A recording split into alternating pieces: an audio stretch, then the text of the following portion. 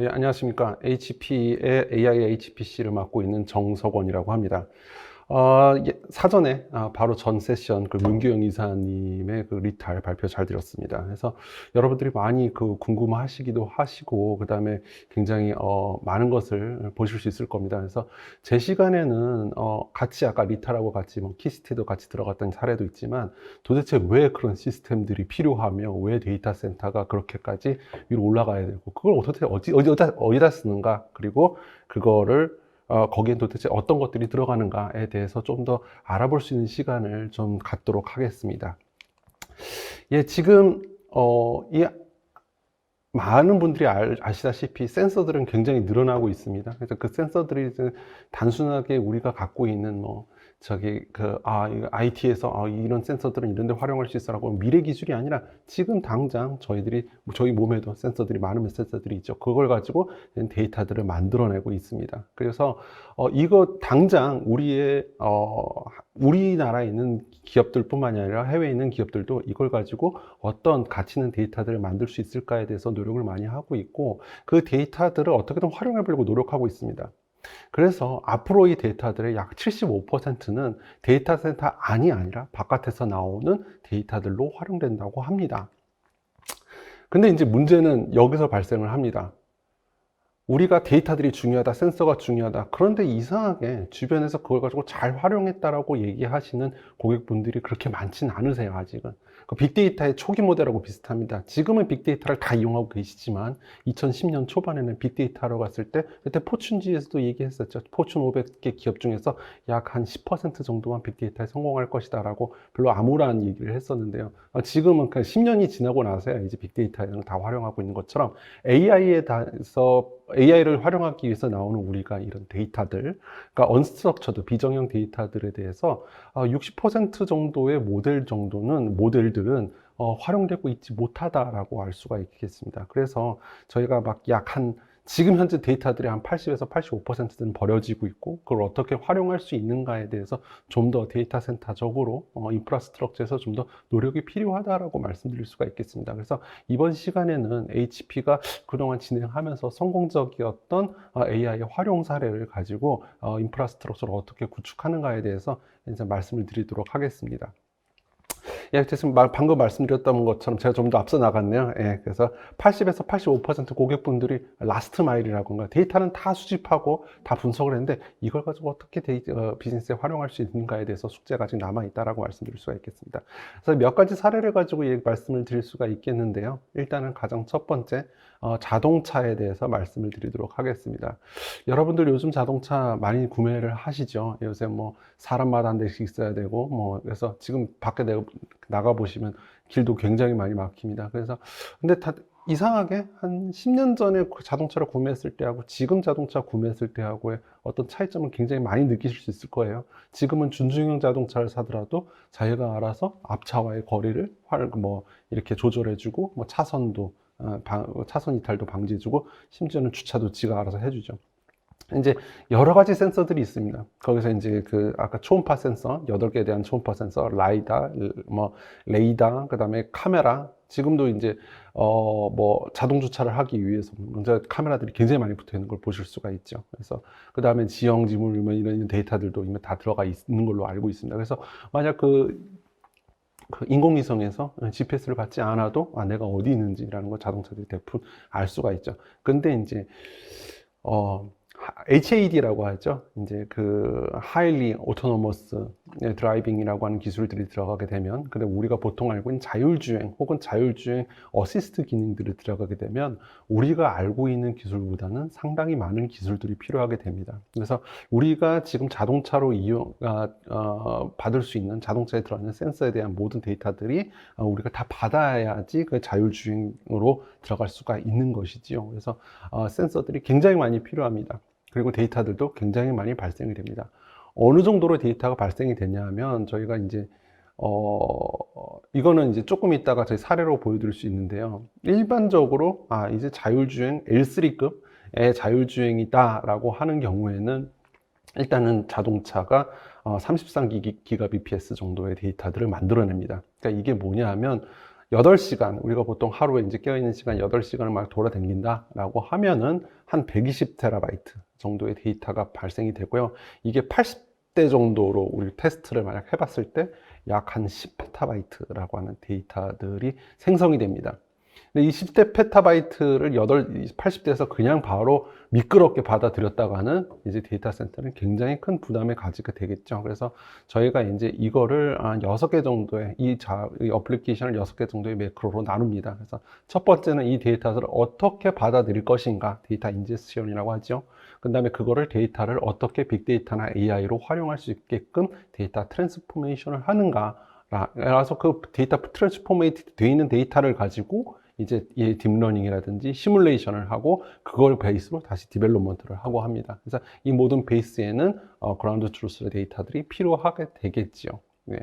그래서 이것들을 이제 6개 정도의 데이터들을 이제 데이터 센터로 이제 바꾸다 보면 이렇게 되게 됩니다. 이제 자동차 안에서도 시스템이 필요하죠. 요즘 자율주행 자동차라고 하게 되면은 트렁크를 열어보면 굉장히 큰 어떤 시스템들이 들어가 있거나 그게 점점 줄어드는 추세지요.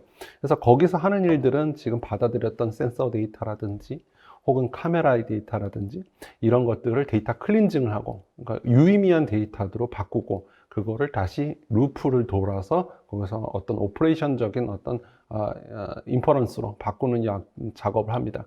하지만 어쨌든 더 나은 오토노머스의 기술들을 위해선 데이터들은 분명히 데이터 센터에 인젝션 돼야 되고, 그 첫 번째는 이제 데이터 플랫폼에서 데이터 레이크라고 하는 큰 스토리지들이 필요합니다. 그래서 매스 스토리지라고 하는데요. 이거는 저희가 해봤더니 엑사스케일 스토리지 같은 더 이상으로 더 필요하다라고 할 수가 있겠습니다. 그래서 고속의 스토리지들이 많이 필요합니다. 그래서 거기서 나왔던 데이터들을 다시 내부적으로 이제 컴퓨터 플랫폼에서 분석해서 이거를 다시 딥러닝으로 다시 아까 6개의 업무처에서 보여주셨듯이 다시 디벨롭을 하고 다시 테스팅을 하고 그런 것들이 계속적으로 루핑을 돕니다. 그래서 모델링 루프라고 하는 것은 이제 워크스테이션에서도 간단하게 할 수가 있겠지만 소프트웨어 엔드 루프, 하드웨어 엔드 루프 하면서 이제 점점 데이터 센터의 크기가 커져가는 거죠. 그래서 시스템 그 다음에 스토리지 이것들이 굉장히 커지게 됩니다. 아까 페타바이트 단위라고 하는 데이터들이 들어오게 되는데 페타바이트 단위를 분석하기 위한 컴퓨터들도 굉장히 커지게 되겠죠.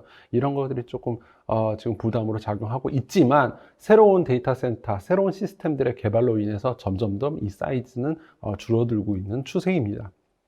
물론 시스템이 줄어든 것보다는 더 나은 기술들이 더 개발되고 있는 것이 더 좋은 신호겠지요. 예.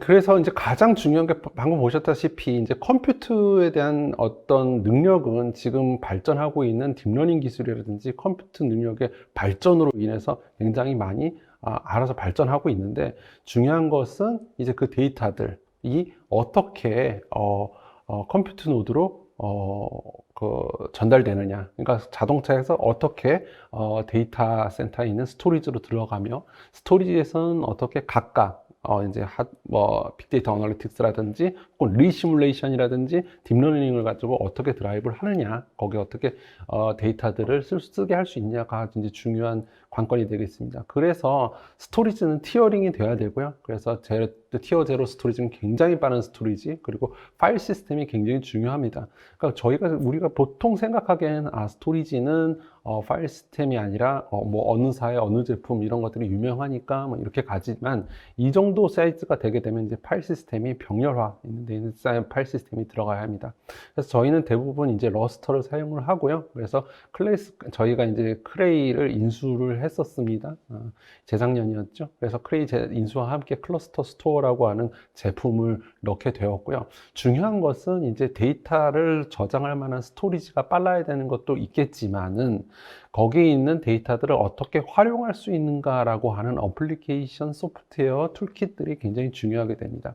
그래서 저희가 메발도 인수를 했고요. 그 다음에 블루데이터도 인수를 했었고, 쿠버네티스와의 협력을 통해서 에즈메랄이라고 하는 소프트웨어를 저희가 출시를 했습니다. 그것은 MLOps는 이제 저희가 블루데이터로 활용하고, 거기서 그 다음에 컨테이너는 저희가 쿠버네티스, 그 다음에 스토리지 부분은 데이터 패브릭이라고 하는 것은 메발 베이스로 해서 저희가 HB 기술을 이용해서 애드온을 시켰습니다. 물론 웨카 IO, 티어 제로 스토리지를 위해서는 웨카 IO하고 협업을 해서 굉장히 빠른 스토리지 제품들도 내놓고 보여드리고 있습니다. 이걸 통해서 이제 그 라벨링이라든지 이제 소프트웨어 디벨롭먼트라든지 혹은 이제 하드웨어 인 루프라든지 이제 유저 액세스 권한 같은 걸 갖다가 이제 스토리지에서 연결을 시키는 거고요. 물론 모든 스토리지 업체들이 그렇듯이 저희도 마찬가지로 데이터 매니지먼트 프레임워크를 통해서 그 클라우드하고도 연동도 충분히 돼야 한다고 봅니다. 왜냐하면 이제 오토노머스 비클이라고 하면은 연구소도 여러 나라에 다 되어 있고 우리나라에서 개발하고 있는 어떤 비클이 이제 자동차들이 이제 우리나라만을 위한 것은 아니기 때문에 세계 여러 나라의 기술자들과 어떤 환경에 대한 테스트가 있어야 합니다. 그럼으로써 이제 그 스토리지의 연결이 가장 큰 숙제라고 할 수가 있겠습니다. 예, 그래서 저희가 이제 그 하나의 예시를 보여드리면요. 저희가 GNUT라고 하죠. 이게 뭐냐면 이제 볼보가 만든 그 스타트업 회사입니다. 자율주행을 위해서 L3의 수준에 있는 자동차 오토노머스 기술을 갖고 있고요. 이제 그러니까 오토노머스 드라이빙 피처는 L3급입니다. 예, 그래서 2023년까지 새로운 볼보의 새로운 어떤 오토노머스의 기술들을 보여주겠다. 라고 얘기를 하고 있습니다. 그래서 저희가 여기다 이제 150 페타바이트 단위의 스토리지와 함께 10만 코어 정도 되는 어떤 컴퓨팅 노드와 저희가 포인트 넥스트와 이제 에즈메랄이라든지 어플리케이션에 대한 어떤 기술들을 저희가 여기다 구축을 했습니다. 물론 저희가 인수한 크레이의 엑스퍼트들도 여기 참여를 하고 있습니다. 그래서 저희가 아마 2023년이 되면은 또 한 번 업그레이드 되어 있는 오토노머스의 데이터 센터 인프라스트럭처를 보여드릴 수 있을 거라고 생각합니다. 여기서 하고 있는 지금 테스트들은 한 주에 한 5페타바이트 정도 단위의 어떤 데이터들을 가지고 오토노머스 기술을 활용하는 방안을 저희가 생각을 하고 있고요. 그래서 좀 그렇게 큰 단위는 아니죠. 하지만 그거를 확장할 수 있는 그런 여러 가지 스토리지 기술들이라든지 데이터 인젝션 기술들은 저희 아루바와 스토리지 팀을 통해서 개발 중에 있다고 말씀드릴 수가 있겠습니다. 예, 꼭 우리나라, 그러니까 꼭 볼보까지 가지도 않고요. 우리나라 현대 모비스에서도 지금 이러한 어떤 자율주행에 의한 스토리지 기술들을 가지고 많은 고민을 하셨고요. 그 고민 끝에 이제 도입하셨던 게 미주 법인에서 큐물로라고 하는 스토리지를 도입을 하셨습니다. 그 큐물로는 HP하고 굉장히 가까운 사이고요. 저희가 지금 저희가 오피셜한 어떤 오퍼링으로서 제공을 드리고 있습니다. 그럼으로써 현대모비스가 지금 여러 가지 그 IoT에 최적화되어 있는 오토노머스 커넥티드 카에 대해서 한 발 지금 굉장히 많이 앞서가고 있다고 저희는 보고 있습니다. 얼마 전까지만 하더라도 저희가 그 현대자동차하고 이제 외제차 이런 것들에 대한 어떤 비교를 이렇게 하곤 했었지만 지금은 저희가 동호회 같은 데 들어가도 아이고 뭐 사느니 차라리 제네시스를 산다 이러고 있는 글들을 많이 볼 수 있습니다. 그래서 굉장히 우리가 모르게 우리나라의 현대자동차나 기아자동차, 우리나라 모든 자동차 업체들이 굉장히 많이 세계적인 어떤 투자를 하고 있다고 저는 보고 있고요. 굉장히 큰 자부심을 느끼고 있습니다. 자동차가 나왔으니까 추가적으로 말씀을 드리면 이제 제조산업에 대한 숙제에 대해서 좀 말씀을 드릴 수가 있겠습니다. 그러니까 제조산업의 숙제가 굉장히 큽니다. 그래서 가장 첫 번째는 이제 우리나라뿐만이 아니고 전 세계적으로 그냥 바뀌는 추세인 것 같아요. 이제 커스터머 익스펙테이션이 인크리징 된다라고 하는 뜻은 뭐냐면 이제 커스터마이즈 되어 있는 어떤 프로덕트에 대한 리퀘어먼트가 늘어나고 있다고 보고 있습니다. 그러니까 난 이거를 만들었으니까 그냥 이거대로 그냥 가라고 하는 것보다는 일단은 어떤 커스터머의 맞춤형 어떤 제품들에 대한 요구사항이 굉장히 많이 늘어나고 있고요. 왜냐하면 거기서 맞추지 않다 보면은 이제 컴피티션에서도 굉장히 어떤 불리한 부분들이 좀 있다고 볼 수가 있겠습니다. 그럼으로써 이제 복잡해지는 서플라이 체인들이 이제 좀 문제가 될 수가 있겠고요. 그래서 이 서플라이 체인에 대한 문제를 어떻게 해결할 수 있겠느냐라고 하는데 AI나 빅데이터 아나리틱스라고 하는 기술들이 필요해지고 있습니다. 그리고 또 중요한 거 이제 사회적인 어떤 그 규제, 이런 환경 규제라든지 법안 규제라든지 이런 것들도 굉장히 중요해지고 있죠. 그래서 이 네 가지는 그냥 저희가 뭐 HB에서 내보낸 게 아니라 PwC에서 CEO 서베이에서 나온 얘기입니다. 그래서 이거를 해결할 수 있는 방법이 무엇이냐라고 해서 모든 팩토리에 대한 어떤 데이터의 흐름을 우리가 분석할 수 있어야 되고, 그거를 활용해서 그 어떤 비즈니스의 어질러티를 좀 더 가속화할 수 있어야 된다라고 하는 겁니다. 그래서 그 첫 번째 단계가 지금 말씀드릴 수 있는 데이터 팩토리라고 하는 얘기입니다. 그래서 어느 제조 산업에서의 데이터 팩토리는 어떻게 하느냐? 엣지 단에서부터 이제 그 모든 센서들이라든지 그런 것들이 모니터링 되는 것뿐만이 아니라 오퍼레이션 하는 명령 수행으로서도 어떤 팩토리에 대해서 엣지 단에 대해서 완벽하게 갖춰 있어야 된다. 스마트 팩토리라고 하죠. 그래서 지금 현재 있는 모든 센서들에 대한 데이터라든지 운영 데이터라든지 그런 것들은 굉장히 플렉서블하게 VM팜으로 연결이 되고, 그 다음에 거기서 나왔던 데이터들을 이제 AI 시스템, 중간에 보이시는 게 이제 AI입니다. 그래서 AI 시스템을 통해서 인공지능을 통해서 스마트 팩토리로 업그레이드 되는 그런 구조로 지금 보여지고 있습니다. 예. 그래서 HP 같은 경우에는 지금 이 네 단계의 어떤 시스템들이 준비가 돼 있다고 보고 있습니다.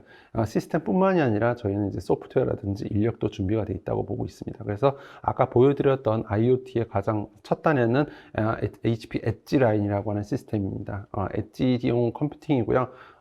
심하면 이제 영하에서부터 50도까지 버틸 수 있는, 그러니까 공장에서 설치될 수 있는 시스템이고, 아루바를 통해서 네트워크를 무선화와 유선으로 같이 연결을 할 수 있는 기술들이 있습니다. 그래서 HP 네트워킹을 통해서 첫 번째 데이터들은 저기 미드 엣지 단에서 데이터들을 모아서 첫 번째 분석을 하고요. 그 다음에 트레이닝 데이터들은 빅데이터 아니면 스토리지를 통해서 데이터 센터로 흘러가는 이 흐름들을 가져가 보여드리고 있습니다. 그거는 저희가 전체적인 어떤 이 흐름들은 아까 말씀드렸던 HP 에즈메랄이라고 하고 있는 데이터 플랫폼을 통해서 저희가 소개해 드릴 수가 있겠습니다. HP 에즈메랄 컨테이너 플랫폼이 무엇이냐 하면, 지금 아까 방금 말씀드렸다시피 데이터 엔지니어라든지 데이터 사이언티스트라든지 애플리케이션 디벨로퍼라든지 데브옵스를 전부 다 묶어가지고 컨택을 하셔서, 그러니까 인공지능의 처음 스타트부터 활용까지를 한 번에 할 수 있는 소프트 스택입니다. 그래서 저희가 에즈메랄이라고 하는 데이터 MLOps부터 중간에 컨테이너, 그 다음에 스토리지로 통용되는 그 데이터 패브릭, 이렇게 세 가지로 나눌 수가 있고요. 이 모든 것들은 온프라미스하고도 연동할 수가 있고, 그 다음에 클라우드하고도 연결할 수가 있도록 되어 있습니다. 그래서 AI를 어떻게 시작해야 되지, AI를 가지고 어떻게 해야 되지, 그 툴을 갖다가 어떻게 구축하고 싶으실 때는 저희가 이제 에즈메랄이라는 툴을 통해서 제공을 해 드리고 있습니다. 이제는 이제 제약에 대해서, 이제 바이오 쪽에 대해서 저희가 말씀을 좀 드리고자 합니다. 저희가 굉장히 죄송한데 질문들이 많이 올라오고 있는 것 같은데, 저희가 질문은 다음번에 해주시면은 저희가 모아서 차후에 저희가 답변을 드릴 수 있도록 하겠습니다. 저희가 이제 제약에 대해서 말씀드리는 이유는 약물 개발이라든지 그런 것들에 대해서 저희가 말씀드리는 이유는 이번에 코비드19를 통해서 HP가 여러 가지 테스트를 하고 지원을 했었기 때문입니다. 일반적으로 우리가 약물 개발에 드는 어떤 시간들은 굉장히 긴 시간이 필요하죠. 여러분들이 저희가 뭐 편하게 드시는 아스피린 같은 경우도 개발된 지 150년이 됐는데 아직까지 그 효능에 대해서 완벽하게 연구가 되지 않은 걸로 알고 있습니다. 그래서 일반적으로 새로운 개발이다, 새로운 약물 개발이다 그런다면 굉장히 많은 시간들이 필요로 합니다. 그래서 일반적으로 뭐 10년에 10년 정도가 걸리고 굉장히 많은 비용들이 이제 든다고 봅니다. 그러니까 뭐 1빌리언 정도, 10억 불 정도의 뭐 비용이 든다고 하는데, 그렇기 때문에 새로운 개발을 약물을 만드는 것들은 굉장히 어려운 일이죠. 거기다 가장 중요한 게 뭐냐면, 왜 어디서 많이 또 걸리냐라고 한다면, 10,000개 정도의 어떤 기본적인 물질을 가지고 이걸 조합하는 것도 어렵지만, 그걸 테스트하는 과정이 여기가 진짜 제대로 된 어떤 테스트 베드냐, 이 환자가 정말 이 약물 실험을 위해서, 이 개체가 약물 시험을 위해서 제대로 된 개체인가, 이런 것들을 만들어내는 좀 어려움이 좀 있다고 보고 있습니다. 그래서 이렇게 많이 걸리고 있고요. 그래서 이제 저희가 말씀드리는 거는 AI를 통해서 굉장히 많은 어떤 그 향상을 이룰 수가 있습니다. 그래서 게놈 분석을 위해서 더 빠른 어떤 원 물질에 대한 개발을 더 빨리 할 수가 있겠고요. 그 다음에 그걸 가지고 가장 적합한 환자군이라든지 혹은 실험 환자군을 생성할 수도 있고요. 그런 걸 통해서 테스트 기간을 굉장히 크게 단축할 수 있습니다. 6년에서 한 2년 정도로 단축할 수가 있고, 그걸 통해서 FDA 리뷰도 굉장히 짧게 할 수가 있겠습니다. 그리고 아까 방금 말씀드렸다시피 서플라이 체인이랑 같은 경우에는 AI나 HPC를 이용해서 굉장히 빠른 시간으로 굉장히 짧은 시간으로 단축할 수가 있겠죠. 그래서 아까 뭐 15년, 20년 걸리던 새로운 물질 개발, 새로운 제약 개발을 일단은 굉장히 빠른 시일 내에 할 수가 있다라고 할 수가 있겠습니다. 그래서 이제 그게 가장 큰 대표적인 예시가 우리가 어떤 걸 가지고 봤냐라고 말씀드릴 수 있으면, HP가 코비드19에 여러 가지 어떤 저희가 역할을 했습니다. 그래서 저희가 이제 사우스캐롤라이나 의과대학 병원하고 같이 얘기한 게 파ML 바인드라고 하는 저희가 모델을 개발을 했고요. 그걸 통해서 원래는 그 여러 가지 원초 물질을 하고, 그 다음에 이제 그 단백질 그리고 바이러스 모델 구조 이런 것들을 저희가 테스트를 해가지고 첫 번째 한 그 임상 실험이라든지 그런 것들을 굉장히 빠른 시일 내에 저희가 해결을 했습니다. 좀 더 자세하게 말씀을 드리고 싶은데 시간이 굉장히 지체가 된 관계로 제가 간단하게 말씀을 드리면 지금 지금 현재는 어떤 그 예전에는 그 2만 개의 몰큐의 데이터베이스를 갖다가 어떤 그 도킹을 해서 테스트를 하는데 드는 시간이 약 2만 개 정도면 약 하루 정도가 걸렸다고 합니다. 그런 것들을 이제 8분 만에 일단 하게 했고요. 그런 것들을 하기 위해서 이제 HP는 저희가 갖고 있는 어떤 크레이에 있는 슈퍼컴들을 저희가 지원을 해 드렸습니다. 그래서 이제 저희가 이제 말씀드릴 수 있는 것은 지금 만약 그 훨씬 더 짧은 시간에 훨씬 더 많은 FDA 어프로브드 드러그를 갖다가 보여줄 수 있는 기술들이 확보됐다라고 말씀드릴 수 있습니다. 지금도 그러한 슈퍼컴퓨터를 이용해서 FDA 승인에 대한 승인을 요청하고 있는 약품들을 테스트하고 있고요. 그래서 코비드19에 대한 어떤 저희가 그 항바이러스제라든지 그런 거에 대한 개발에 대해서 많은 도움을 드렸다고 말씀드릴 수가 있겠습니다. 네. 자, 지금까지 뭐 굉장히 짧게 여러 가지 이제 그 한정되어 있는 영역에 대해서 말씀드리는데요. 시간이 거의 다 된 관계로 더 말씀드릴 수 없는 점에 대해서 좀 죄송하게 생각하고요. 그래서 여기 나오는 시스템들은 어떤 것들이 제가 납품이 되었고, 그래서 어떤 시스템들이 있는지에 대해서 좀 더 설명을 드리도록 하겠습니다. 물론 HP가 SGI라든지 크레이를 인수하면서 나왔던 어떤 저희 전문가 분들이 여기서 굉장히 혁혁한 공을 많이 세웠다고 할 수가 있겠습니다. 근데 어쨌든 그 사람들은 여기 그대로 있고요. 그래서 그 분들이 활용했었던 그 시스템들에 대해서 좀 더 설명을 드리면, 일단은 가장 대표적으로는 하드웨어보다 저희는 이제 소프트웨어라든지 플랫폼들에 대해서 좀 설명을 드리고 싶습니다. 아까 방금 말씀드렸다시피 저희가 이제 에즈메라고 하고 있는 그런 이제 빅데이터 AI 쪽의 MLOps 툴에 대해서 저희가 보여드렸고요. 그래서 이제 그것은 어떤 환경에서도 저희가 갖고 있는 어떤 하드웨어 위에서도 충분히 쉽게 AI로 활용할 수 있는 툴이다라고 말씀드릴 수가 있겠습니다. 그래서 저희가 갖고 있는 모든 어떤 능력들을 합쳐서 저희는 인텔리전트 데이터 플랫폼이다라고 말씀드리고 있습니다. 그리고 다시 한번 에즈메랄 컨테이너 플랫폼, 에즈메랄 시스템에 대해서 말씀을 드리면 어느 분이나 쉽게 빅데이터, 인공지능, 머신러닝에 대한 여러 가지 컨테이너 어떤 관리라든지 이런 것들을 쉽게 해드릴 수 있는 툴을 저희가 제공해 드리고 있다. 그러니까 무료 제공은 아니고요. 소프트웨어니까 이런 것들을 저희가 소개해 드리고 있다라고 말씀드릴 수가 있겠습니다. 그래서 저희가 아까 방금 말씀드렸던 시스템들이 도대체 어디 있느냐라고 질문을 해주시면, 저희가 이제 아직 그 어나운스는 공식적으로 됐죠. 그래서 이제 저희가 그 크레이 인수와 함께 세계적인 탑 500에 대해서 이제 윗부분에 있는 시스템들은 이제 HP가 납품을 하게 됩니다. 그래서 아마 올해 6월, 이제 곧 6월이 되겠죠. 6월부터 11월, 그리고 내년까지 여러 가지 신기술에 대해서 말씀드릴 수가 있을 것 같습니다. 근데 그게 꼭 신기술이라고 할 게 아닌 게, 저희가 지금도 HP에게 뭐 오셔가지고, 우리 영업사원분들한테 이제 견적을 요청하는 그 기술들이 바로 이 기술들입니다. 그래서 그런 것들을 굉장히 쉽게 느끼실 수 있다라는 말씀을 좀 드리고 싶고요. 예. 오늘 이제 저희가 또 하나 이제 그 포인트로 드릴 게, 최근 저희가 이제 그 슈퍼컴퓨터를 납품하다 보니까 이제 굉장히 다양화되어 있는 컴퓨터 환경이 필요하다라고 말씀드릴 수가 있겠습니다. 그래서 지금 저희가 그 AMD 하고 저희가 협업을 많이 하고 있습니다. 방금 말씀드렸던 크레이의 상당히 많은 어떤 시스템들, 그러니까 세계적인 어떤 리딩하는 슈퍼컴퓨터들은 AMD 베이스로 저희가 납품을 하고 있습니다. 그래서 지금 AMD가 굉장히 많은 코어와 새로운 어떤 기술로 인해서 제조 산업 및 어떤 그런 바이오 산업들에 대해서 굉장히 많은 공을 세우고 있습니다. 지금 벌써 서드 제너레이션 AMD 에픽 프로세서가 나왔는데요. 제가 이 자료를 만들고 있는 중에서는 이제 세컨드였습니다. 그래서 제가 왜 세컨드 제너레이션 AMD 에픽이라고 하면, 저희가 이제 코드네임 롬이라고 하는데요. 롬서부터 아주 엄청난 성능의 향상이 있었습니다.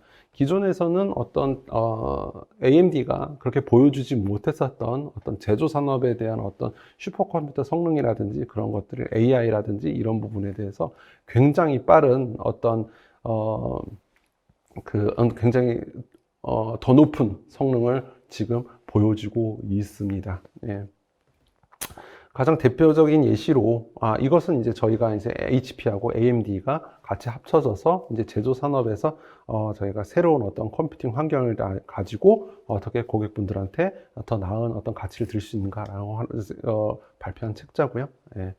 그다음에 가장 큰 대표적인 그 변화가 뭐냐면, 이제 엔비디아라고 하는, 그러니까 GPU가 많이 쓰인다고 말씀을 해주셨죠. 문경 이사가 바로 전 시간에. 맞습니다. 방금 말씀드렸던 모든 어떤 AI라든지 그런 것들은 GPU 기술이 베이스가 되는 경우가 많습니다. 근데 엔비디아가 올해부터 새로운 GPU 라고 하는 그 베이스는 AMD 베이스로 출시를 했습니다. 그만큼 AI나 HPC에서 AMD가 상당히 좀 포커스를 받고 있다고 말씀을 드릴 수가 있겠고요.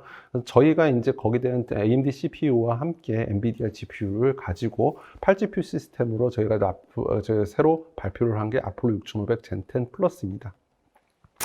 그래서 다양한 GPU 옵션을 통해서 단순하게 어떤 딥러닝 뿐만이 아니라 VDI라든지 인퍼런스라든지 그런데 많은 활용이 가능하고 GPU 클라우드도 활용할 수 있는 그런 기술들을 보여드리고 있습니다. 그리고 이제 방금 말씀드렸다시피 40kW, 이게 뭐 렉당 40kW가 HPC에서 사용한다는데, 점점 문제가 그겁니다. 이제 새로운 기술들이 나올 때마다 CPU들과 GPU들이 너무 발열이 셉니다. 그래서 방금 이전 시간에는 어떤 그런 새로운 데이터 운영 기술들이 같이 필요한 겁니다. 이제 예전 같았으면은 이제 저희가 시스템 이런 게 새로 나왔어요라고 얘기하겠지만은, 이러한 어떤 기술들을 데이터 운영 기술에 대한 세미나에서 말씀드리는 것은, 그런 어떤 데이터 센터에 대한 운영의 어떤 소피스티케이션이 없이는 시스템을 도입하기 좀 어렵습니다. 그래서 지금은 이제 순행까지도 나와 있습니다. 그래서 아까 방금 말씀드렸다시피 GPU, 그러니까 렉당 40kW 이런 게 그렇게 높은 게 아닙니다, 요새는. 왜냐하면 아까 방금 보여드렸던 어떤 GPU 서버 한 대당 6.5kW, 6kW, 그러니까 그걸 세 대만 구축을 하더라도 약 18kW에서 20kW 정도의 어떤 데이터의 어떤 전력이 데이터 센터 전력이 필요합니다, 렉당. 그래서 그런 것들을 줄일 수 있는 방안이 무엇이냐라고 하면은, 첫 번째는 이제 다양한 어떤 컴퓨팅 환경의 변화가 첫 번째 필요할 수가 있겠죠. 두 번째는 뭐냐면, 순행이라든지 새로운 쿨링 방식을 통해서 데이터 센터의 어떤 전력 절감을 꾀하는 것입니다. 그래서 HP 같은 경우에는 지금 현재 아까 방금 보여드렸던 아폴로 6500 젠 10이라든지 혹은 CPU 노드들도 순행 시스템을 이제 공식적으로 출시를 해서 순행으로서도 소개를 드리고 있습니다. 아까 그 데이터 센터를 말씀드릴 때 어떤 스토리지가 굉장히 중요하다고 말씀드렸습니다. 그래서 데이터 센터 이제 스토리지가 물론 무조건 큰 것도 중요하겠지만, 큰 것만큼이나 일단은 유저블 데이터 용량이 피지컬 데이터 용량에서 굉장히 큰 영역을 차지해야 합니다. 그래서 그런 부분에 대해서 새로운 어떤 스토리지가 기술들이 많이 늘어나고 있고, AI라고 하는 게 옛날에 HPC는 루즌드 커플이라 가지고 한 대쯤 죽어도 잡스케줄러로 좀 바꿀 수가 있어. 스토리지는 데이터들이 조금 뭐 할 수 있어 하지만 지금은 절대로 그렇게 되면 안 되죠. 한순간도 일단은 그 데이터의 어떤 흐름에 대해서, 속도에 대해서 늦춰지면 안 됩니다. 그런 걸 필요로 해서 고성능 스토리지라든지 고가용성 스토리지라든지 그런 것들이 굉장히 많이 필요하게 되었고요. 그래서 저희는 프라이메라든지 님블 스토리지 같은 블럭 스토리지, 고가용성이라든지 이런 것들을 저희가 저희가 소개해드리고 있습니다. HP 님블 스토리지 같은 경우에는 굉장히 고가용성입니다. 저희가 몇 퍼센트로 표현해라 그런 게 무의미하고요. 안 쓴 자동차하고 많이 쓰지만 튼튼한 자동차 중에서 뭐가 더 고장이 덜 나겠냐? 당연히 안 쓴 자동차가 고장이 덜 납니다. 마찬가지로 님블 스토리지는 일반적인 스토리지하고 다르게 액세스가 300분의 1 정도밖에 되지 않습니다. 속도는 굉장히 빠르고요. 그런 새로운 기술들을 활용했기 때문에 하드디스크가 고장이 나거나 이런 것들이 아닙니다. 예, 그 다음에 이제 엣지단을 통해서 나온 데이터들에 대한 어떤 시스템, 그런 것들을 이제 클라우드, 엣지 투 클라우드에서 컴퓨터 쪽으로 어떻게 하냐라고 하면 HCI 기술, 저희가 심플리피티라고 하는 HCI 기술이 있고요. 그 다음에 아까 방금 말씀드렸다시피 저희가 여러 가지 소프트웨어들과 함께 인력 서비스를 가지고 AI를 저희가 지원드리고 있습니다. 예, 지금까지 저희가 너무 많은 말씀을 드리느라고 시간을 좀 오버한 점에 대해서 굉장히 죄송스럽고요. 추가적인 어떤 질문이 있으시면 주변에 HP 직원들은 항시 대기하고 있으니까 많은 질문 드리면 최선을 다해서 답변 드리는 것을 약속을 끝으로 제 발표 마치도록 하겠습니다. 감사합니다.